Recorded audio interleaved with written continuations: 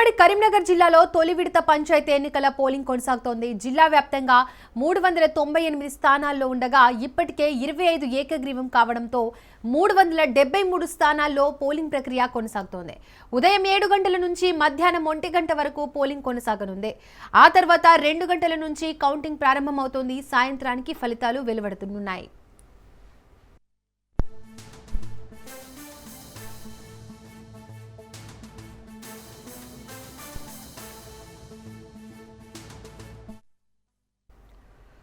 ఉమ్మడి కరీంనగర్ జిల్లాలో తొలి విడత పంచాయతీ ఎన్నికల పోలింగ్ కొనసాగుతోంది. జిల్లా వ్యాప్తంగా 398 స్థానాలు ఉండగా ఇప్పటికే 25 ఏకగ్రీవం కావడంతో 373 స్థానాల్లో పోలింగ్ ప్రక్రియ కొనసాగుతుంది. మధ్యాహ్నం 1 గంట వరకు పోలింగ్ సాగనుంది.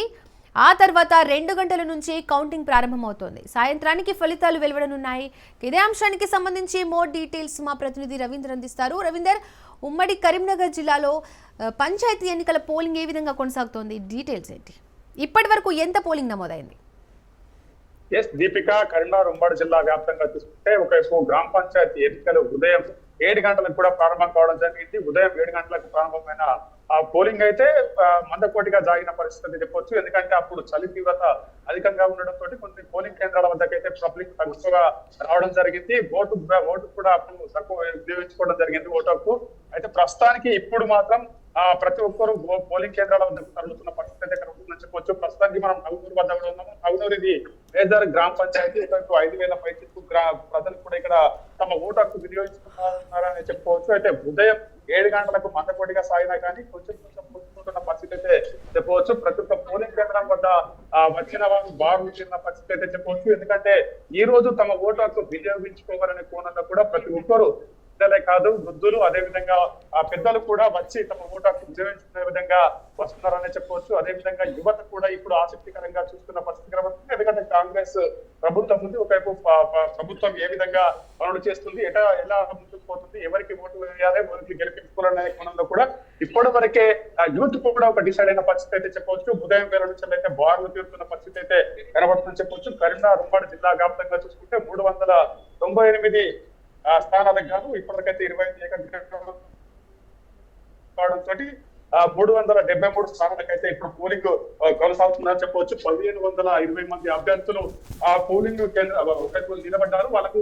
సంబంధించిన భవితవ్యాన్ని ఈ రోజు తేలనున్న నేపథ్యంలో మొన్నటి వరకు ఒకరికి కూడా కోరిన ప్రచారాలు, ఒకరికొకరు ఆ మాటల యుద్ధం ఇప్పుడు ఈ ఫలితాలతోటి కూడా మనకి కాసేపట్లో తేలనున్నారని చెప్పవచ్చు. 7 గంటలకు ప్రారంభమైన పోలింగ్ ప్రక్రియ యథావిధిగా కొనసాగుతున్న పరిస్థితి కనబడుతుంది. ఓటర్లు అయితే తమ ఓటర్ వినియోగించుకోవడానికి అయితే వస్తున్నారు. అంటే 19 గుర్తింపు కార్డులలో ఏదైనా ఒకటి తీసుకొని వచ్చిన అనంతరమే ముందుగా సిబ్బంది చెక్అప్ చేసిన అనంతరం కూడా లోపలికి వెళ్లి తమ ఓటు హక్కును అయితే వినియోగించుకుంటున్న పరిస్థితి కనబడుతుంది. మహిళలు అధికంగా రావడం జరిగింది. మహిళలు అధికంగా వచ్చి తమ ఓటు హక్కు వినియోగించుకొని తమ ఓటును వేసి వెళ్తున్న పరిస్థితి అయితే కనబడుతుందని చెప్పొచ్చు. వచ్చిన వారికి కూడా వైపు పోలీసు భారీ బందోబస్తు అయితే ఏర్పాటు చేయడం జరిగింది. వచ్చిన వారిని అక్కడ చెకప్ చేసిన అనంతరమే కూడా వాళ్ళతో టెలిఫోన్లను కూడా లోపలికి తీసుకొని ఇవ్వకుండా లోపలికి పంపిస్తూ ఓటు హక్కు వినియోగించుకునే విధంగా కూడా అధికారులు అయితే చూస్తున్న పరిస్థితి కనబడుతుందని చెప్పవచ్చు.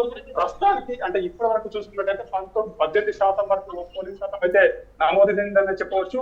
మరి కాసేపట్లో మాత్రం పెరిగే అవకాశం కనబడుతుంది. ఎందుకంటే దాదాపు ఉదయం కొంచెం మందకోడిగా సాగిన కానీ ఇప్పుడు మాత్రం ఉంచుకుందని చెప్పవచ్చు. ఎందుకంటే ప్రతి ఒక్కరు తమ ఓటు హక్కు వినియోగించుకోవడానికి వస్తున్నారు. ఎందుకంటే వికలాంగులు ఎవరైనా వచ్చినట్లయితే వాళ్ళకి వీల్ చైర్ కూడా ఏర్పాటు చేసి వాళ్ళని లోపలికి తీసుకువచ్చి ఓటు హక్కు వినియోగించుకునే విధంగా కూడా ఇక్కడ స్వచ్ఛంద సంస్థలు కావచ్చు, పోలీస్ యంత్రాంగం కూడా ఏర్పాటు చేయడం జరిగింది.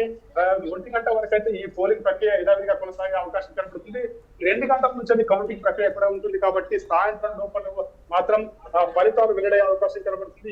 ఎవరు అభ్యర్థులు గెలుస్తారనే కోణంలో కూడా టెన్షన్ వాతావరణం నెలకొంది. ఇక్కడ నుంచి 100 మీటర్ల వరకు వాళ్ళకు కూడా 144 సెక్షన్ ఉంది కాబట్టి 100 మీటర్ల పేరునే వచ్చిన వెహికల్ అక్కడ పెట్టేసి లోపలికి వస్తున్న పరిస్థితి అయితే కనబడుతుందని చెప్పొచ్చు. అదేవిధంగా మహిళలకు కూడా తమతో పాటు చిన్న పిల్లలను తీసుకొని వచ్చి కూడా తమ ఓటు అయితే వినియోగించుకుంటున్నారు. ఎందుకంటే ఓటు అనేది కంపల్సరీ దిశానిర్దేశం చేస్తుంది. ఎవరిని ఎన్నుకోవాలి, గ్రామ పంచాయతీలో ఎవరిని ఇక్కడ ఎన్నుకుంటే మాకు బాగు చేస్తారనే కోణంలో కూడా ప్రతి ఒక్కరు వచ్చి తమ ఓటు హక్కును అయితే వినియోగించుకుంటున్న పరిస్థితి అయితే కనబడుతుందని చెప్పొచ్చు.